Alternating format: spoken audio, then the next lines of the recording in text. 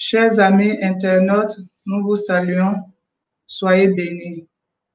Nous sommes à notre 6e sujet du grand thème qui est la vraie prospérité. Aujourd'hui, nous allons aborder un grand thème. Nous vous invitons toujours à partager le message avec vos connaissances sur nos adresses qui s'affichent à l'écran. Aujourd'hui, le thème est « Te reposer pour mieux réussir ». Nous allons écouter un chant avant de continuer.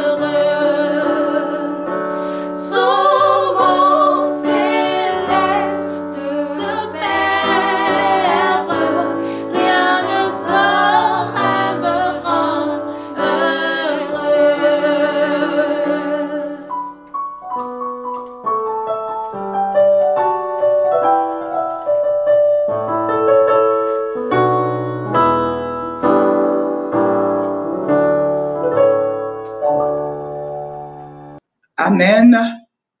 Se reposer pour mieux réussir. Nous allons prier avant de continuer. Éternel Dieu, nous voulons te dire merci parce que jusqu'ici tu nous as conduits. Nous allons encore écouter ta parole. Viens et sois avec nous.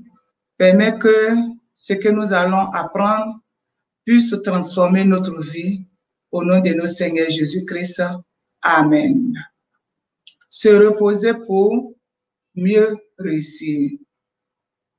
Nous lisons dans Marc 6, verset 31, première partie, que Jésus leur dit, « Venez à l'écart dans un lieu désert et reposez-vous un peu. » Le roi voulait défricher une partie d'une forêt pour construire un nouveau palais. Il fit appel aux 2 meilleurs bûcherons de son royaume, Tom et Jacques.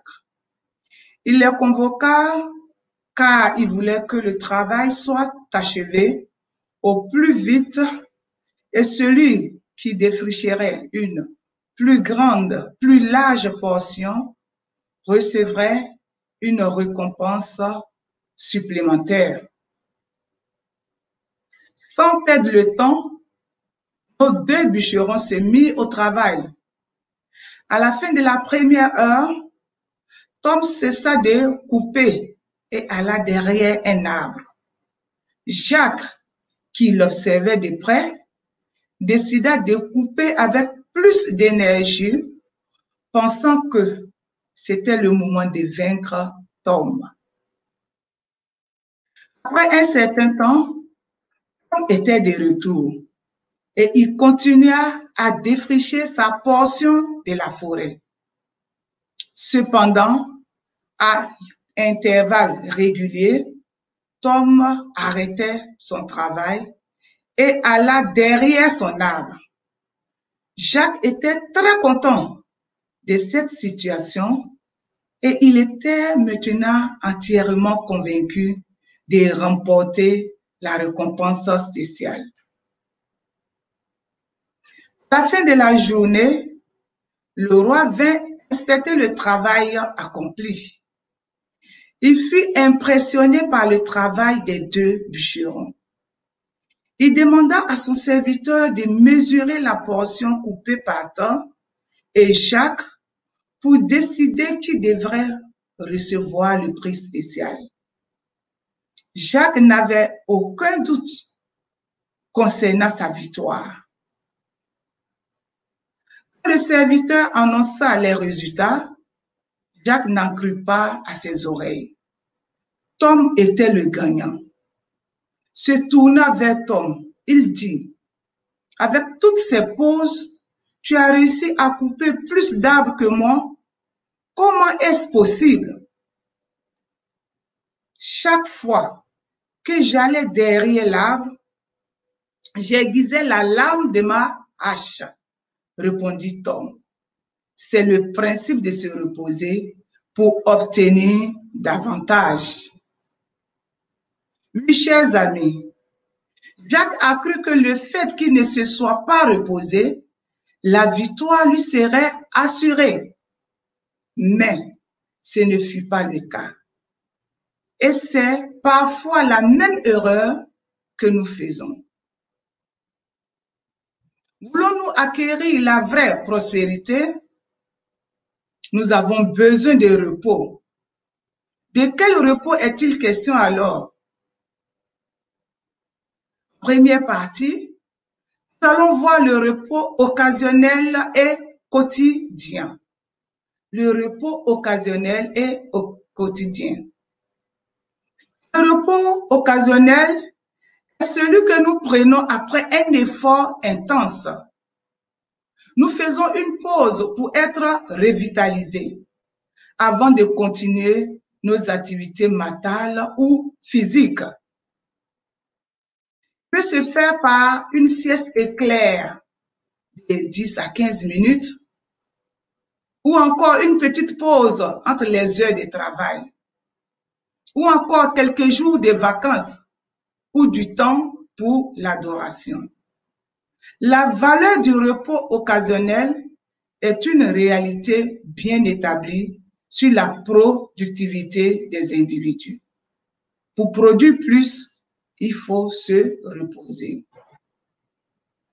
L'Évangile témoigne de l'importance du repos occasionnel. Quand les disciples revinrent de leur voyage missionnaire et qu'ils eurent fait un compte-rendu de leur réalisation, Jésus leur donna le conseil suivant.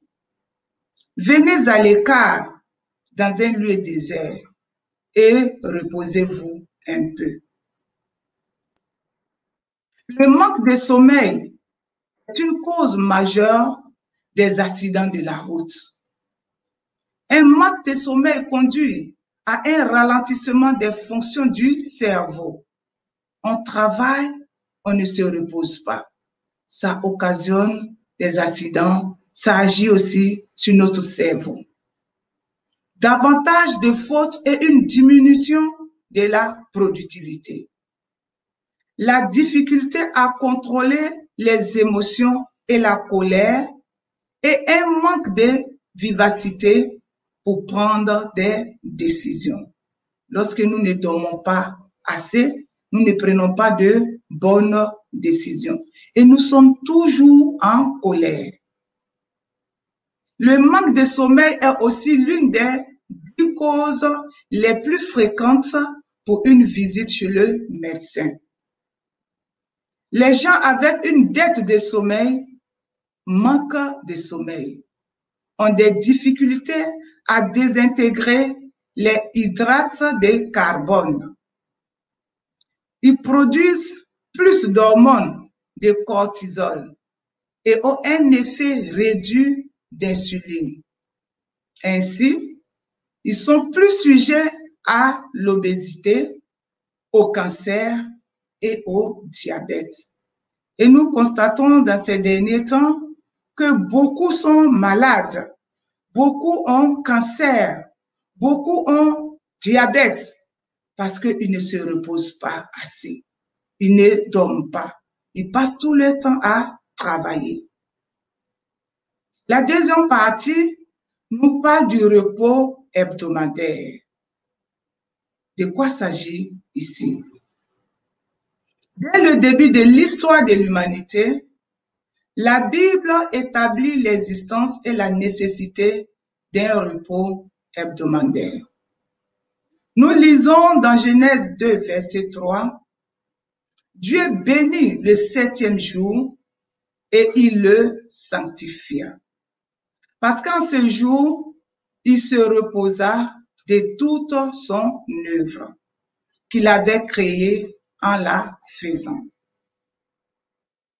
Dieu se reposa le 7e jour de la création et selon Exode 20, versets 9 à 11, cet exemple devrait être suivi par l'humanité. Nous tous, nous devons nous reposer. Dieu le Tout-Puissant n'était pas fatigué au bout du 6e jour de la création. Adam a été créé le 6e jour et son premier jour entier de vie fut un jour de repos, sans exclure l'élément de récupération de la fatigue physique. Il a été créé le 6e jour et le 7e jour, il s'est reposé. Qu'a-t-il fait? Il n'a pas travaillé. Mais pourquoi s'est-il donc reposé? Nous comprenons que le repos hebdomadaire a un plus grand objectif. Nous pouvons apprendre au sujet du grand objectif du repos hebdomadaire dans Lévitique 23, verset 3. On travaillera 6 jours, mais le 7e jour est le sabbat, le jour du repos. Il y aura une sainte convocation. Vous ne ferez aucun ouvrage. C'est le sabbat de l'Éternel. Dans toutes vos demeures, il a pour but d'être un jour de rencontre et de réunion entre l'humanité et son Dieu. C'est le jour d'adoration collective. Nous nous libérons de nos activités routinières. Nous avons un temps additionnel à passer en présence de Dieu. Si le repos hebdomadaire était seulement un jour de repos physique, le choix de n'importe quel jour importerait peu. Chacun allait décider, moi je vais me reposer tel jour.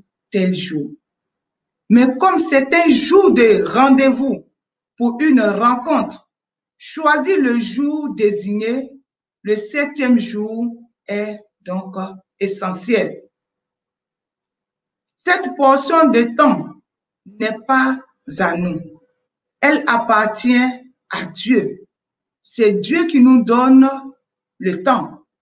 Donc, lui aussi, il y a un temps, un jour qui lui est réservé. On devrait donc en disposer selon ses instructions. L'idée de bénédiction est étroitement liée au fait de garder le jour du repos hebdomadaire. Si nous voulons être bénis, nous devons donc garder le jour du repos hebdomadaire. C'est le seul jour de la semaine que Dieu a déclaré comme béni. On voit cela dans Genèse 2, verset 2. Tout comme Dieu a cessé de créer, s'est reposé le sabbat et l'a béni, l'homme doit renoncer à ses occupations habituelles et consacrer ses heures sacrées à un repos salutaire, au culte et à de bonnes actions. On trouve cela dans le livre Jésus-Christ, page 187. Les croyants devraient faire attention à ne pas suivre aveuglément le slogan qui nous dit 24 heures sur 7. C'est-à-dire tous les jours, nous devons travailler, pas de repos. Même quand on demande les heures supplémentaires, nous sommes prêts à le faire. Durant les dernières décennies, nous avons observé l'intrusion graduelle d'activités personnelles, sociales et culturelles qui rongent le temps traditionnel réservé au sommeil. Nous ne nous reposons pas. Nous travaillons parce que nous voulons avoir beaucoup. Nous voulons réaliser beaucoup. Nous devrions protéger le temps de sommeil, c'est très important. Nous devons nous reposer. 8 heures de sommeil, ça nous permet de bien récupérer et d'être en bonne santé. Le repos hebdomadaire est très crucial pour notre bien-être total. Gardons donc à l'esprit le psaume 119, verset 2, qui nous dit « Heureux ceux qui gardent ses préceptes, qui gardent les commandements de Dieu. » Autrement dit, écoutons les chants.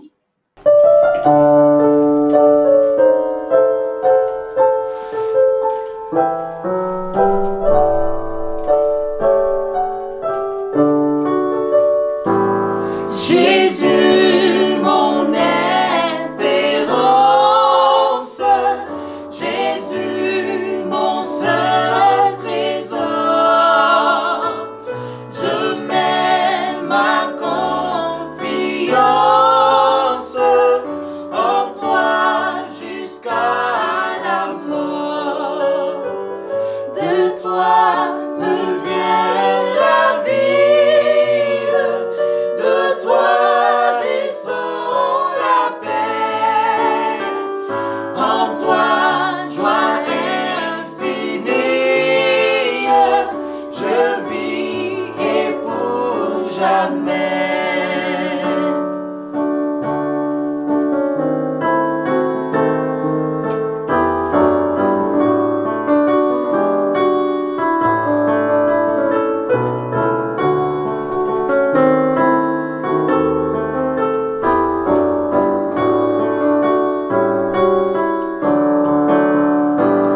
Rends-moi toujours fidèle, aimant tes saintes lois. Jésus, divin modèle, inspire et conduis-moi. Jamais tu ne commandes ce qui serait trop lourd. Toujours quand tu demandes, ta main donne en retour.